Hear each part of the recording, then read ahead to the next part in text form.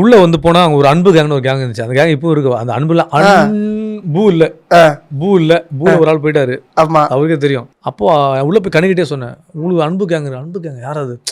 Sabari, Vikram, FJ இது. ஏன்னா இவங்க எல்லாம் கேங்காக தான் இருந்தாங்க. சபரி கொஞ்சம் அவாய்ட் ஆகிட்டார். எஃப்ஜே வெளியே போயிட்டான். இப்போ மட்டும் தான் இருக்குது. ஸோ அப்படி இருக்கும்போது இன்னும் அந்த ஷேடோ கேம் ஆடிட்டு இருக்கீங்க. 5-6 பேரில் இந்த 6 பேர் ஆளுக்கு 2 ஓட்டு, 12 பேர். ஆப்போசிட்டில் இருக்கிற 12 பேர் நம்ம காலி பண்ணிடுவோம். நம்ம அப்படியே ஃபைனல்ஸ் வந்துடுவோம். அதுக்கப்புறம் நம்ம மாற்றி மாற்றி குத்திக்கலாம். இதுதான் ஸ்ட்ராட்டஜி. அப்போ நீங்கள் ஒரு கேங்காக ஃபார்ம் ஆகி ஒரு விஷயம் பண்ணுறீங்க.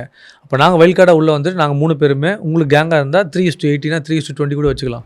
அது அப்படி இருந்தால் கூட பிரச்சனை இல்லை. அதுதான் சொல்ல வந்தேன். அப்படி இருந்தால் பிரச்சனை இல்லை. ஆனால் எங்கே பார்வதி வந்து உள்ளே பூந்தானா, பார்வதி தான் வந்திருக்கா வாலண்டியரா.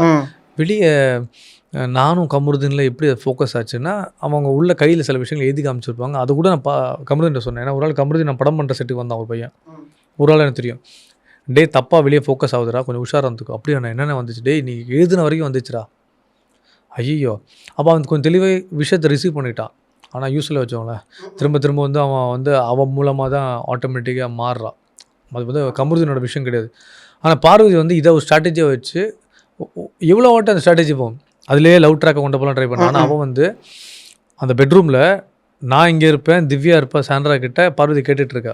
ஆமாம்.